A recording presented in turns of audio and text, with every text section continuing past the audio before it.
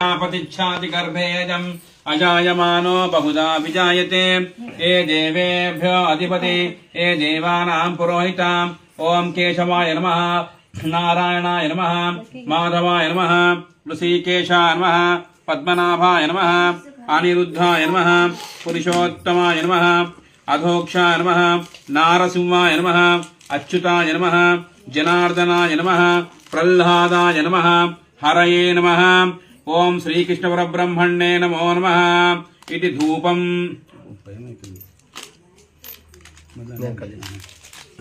धूमाग्रापयामि अच्छा पक्क पेट्टुकोंटे गिन्नेदी वनस्पत्यो गंधोत्तो गंधोत्तम आग्र कोद्दी आग्रयं सर्वदेवानां धूपो अच्छा धूपमाग्रापयामि प्रत्यक्ष दीपं दर्शयामि धूपदीपानान्तरं नैवेद्यं निवेदयामि అది ఉంది కదా సార్ కొబ్బరికాయ గిన్నె తీసుకోండి చిన్న గిన్నెలో ఒకటి చెప్పండి చక్కెర కొద్దిగా తెచ్చిరా చక్కెర కొద్దిగా అంటే బొట్టు పెట్టొద్దని అంటున్నాను వనస్పత్యో గంధోత్తో గంధోత్తమ ఆగ్రేయం సర్వదేవానాం కొద్దిగా చిన్న గిన్నె ధూపమాగ్రాపయామి ప్రత్యక్ష దీపం దర్శయామి ధూపదీపానాంతరం నైవేద్యం నివేదయామి ఫల నైవేద్యం నివేదయామి అంతటా వేసి అక్కడ వదిలిపెట్టేసేయండి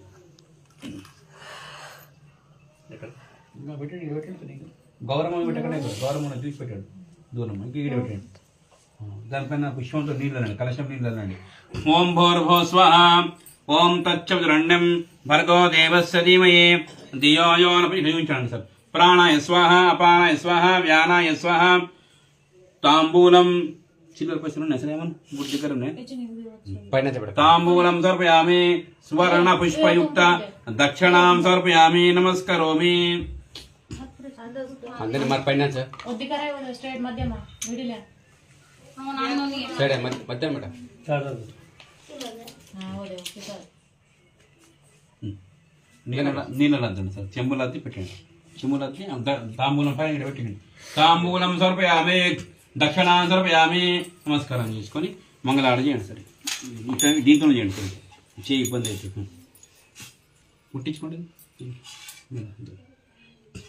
ఓం కర్పూరగారం ప్రణామతారం సంసారసారం భుజగేంద్రహారం సదా సంతం భుజారవిందం భవం భవానీ సైతన్నమామి కళ్యాణదాత్రాయ కామనాథాయ శ్రీనివాసాయ మంగళం కర్పూర మంగళ ఆనంద నీరాజన చుట్టూ నీళ్ళు నింపండి తింపి ఆ సగణ స్వామి నుంచి కడకత్తుకోండి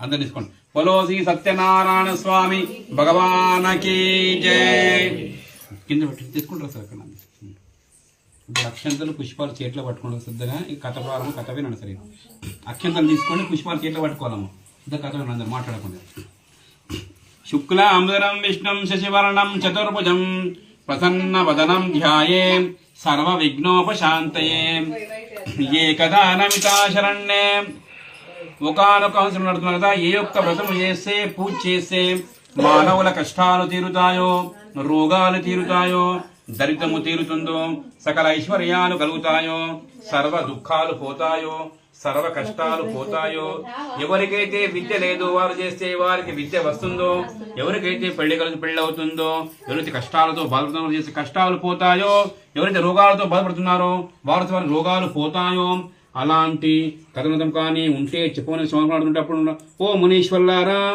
మీరు నాకు ఏ విధంగా అడిగారో అదే విధంగా నారద మహాముని శ్రీమన్నారాయణుడు అడిగిన నారాయణుడు ఒక వ్రతాన్ని చెప్పాడు చెబుతాను శ్రద్ధగా వినండి అని ఈ విధంగా చెబుతూ పోతుండగా ఒక నలవారు ముల్లోకాలు తిరుగుతూ ఈ యొక్క తిరుపతులు కష్టాలతోని రోగాలతోని కొందరికి విద్య లేక కొందరు పెళ్లి కాక కొందరు ఇట్లా రోగాలతో కొందరు ఇట్లా ఎన్నో విధంగా బాధపడుతున్నారు వీరి నలవారు వీరి కష్టాలు ఎట్టయినా తీర్చిన వారు ముల్లోకాలు తిరుగుతూ విష్ణు లోకం అంటే వైకుంఠం వెళ్ళిపోయిండో అక్కడ నారాయణుడు 4 చితులతోని శంఖా చక్ర గదాతోని లక్ష్మీ సమేతంగా ఉన్నాడు ఆ స్వామి నల్లవారు నమస్కరిస్తున్నాడు మనసుతో చుట్టటకు గాని వాకుతో చెప్పటకు గాని శ్రీమన్నారాయణ ఇవే నా యొక్క నమస్కరించినప్పుడు శ్రీమన్నారాయణ లేచి ఓ నారదా నువ్వు ఎక్కడి నుంచి వస్తున్నావు?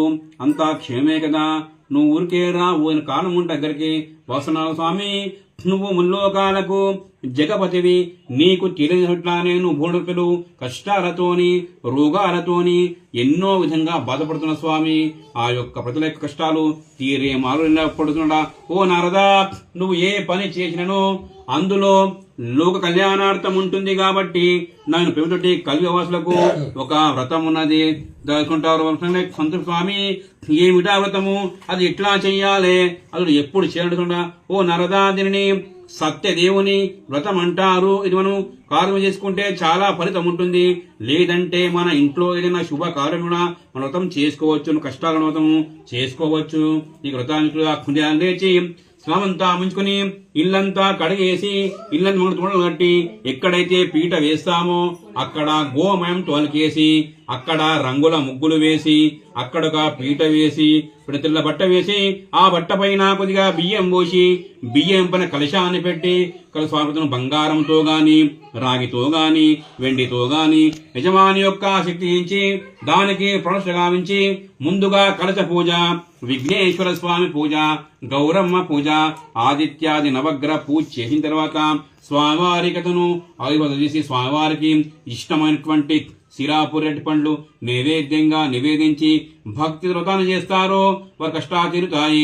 ఇతో రేవాకరణే ప్రథమోధ్యాయ సమాప్త. శ్రీ సత్యనారాయణ స్వామి భగవానకి జై.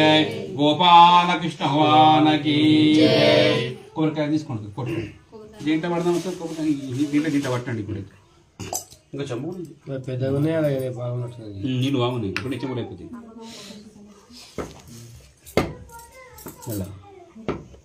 బట్ట ఇవ్వాలి, కింద బట్ట ఉంటే ఇబ్బంది ఉండదు. టైల్స్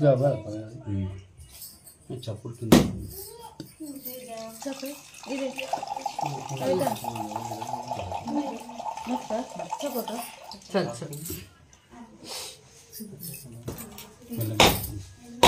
చక్కెర వేసి కింద పెట్టండి సార్.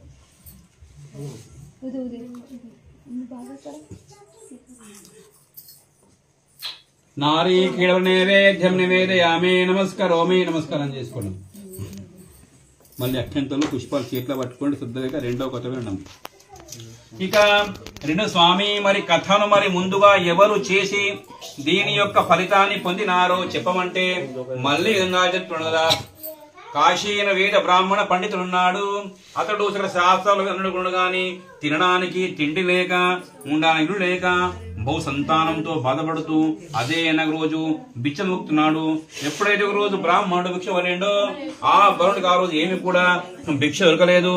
అట్లా బ్రాహ్మణుడు తిరిగి తిరిగి అలసిపోయి ఒక చెట్టు కింద కూర్చున్నాడు. నాలుగు యొక్క బ్రాహ్మణుడి మీద దయ కలిగేసి ఒక వృద్ధ బ్రాహ్మణం వచ్చి, ఓ బ్రాహ్మణుడు సగ శాస్త్రం అనుకున్నావు, అట్లను భిక్షణ భక్తున్నావు, ఈ నీకు తగ్గుతుందా అంటే ఆ బ్రాహ్మణ స్వామి, మనము ఎంత చదువుకున్నాను ఏమి చేసినాను ఆ యొక్క పైవాడి యొక్క దయ లేనిదే మనం ఏమీ చేయలేము కదా. నువ్వు చూస్తుంటే దేవుడులే కనిపిస్తున్నావు, నా కష్టాన్ని పోయిన ఉపాయం చెప్పని ఆ యొక్క ఆడుతుంటప్పుడు, ఓ బ్రాహ్మణుడా, నీ కష్టాన్ని పోవాలంటే ఒక వ్రతం ఉన్నది. వ్రతం చేస్తే నీ కష్టం పొందగానే బ్రాహ్మణుడు సంతోషపడి నారాయణ దగ్గర సత్యదేవుని వ్రత విధానిస్తున్నాడు. అట్లా ఇంటికి వెళ్ళినాడు. పడుకున్నాడు, నిద్ర రావట్లేదు.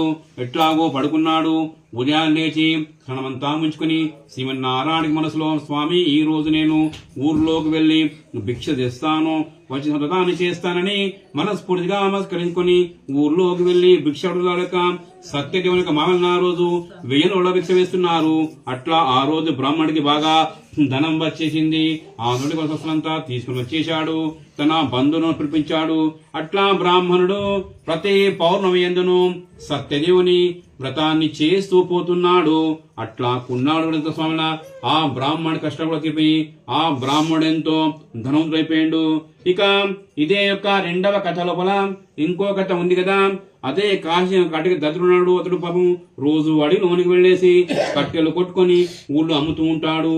అట్లా ఊళ్ళో అమ్ముతుంటే ఆ రోజు పౌర్ణమి ఈ యొక్క బ్రాహ్మణుడి దగ్గర సత్యదేవుని వ్రతం జరుగుతూ ఉంటే అక్కడే ఉండి ప్రసాదం యొక్క బ్రాహ్మణుడితో అంటూ ఉండగా, ఓ బ్రాహ్మణుడా, ఇంత ముందు వీధిలో బీచ్లో కనిపించేవాడివి, మరి చూస్తూ ఉంటే ఇతను ఎక్కడి నుంచి వచ్చింది అంటే, ఆ బ్రాహ్మణుడుగా ఓ కట్టెలు అనుకునేవాడా, నువ్వన్నది నిజమే.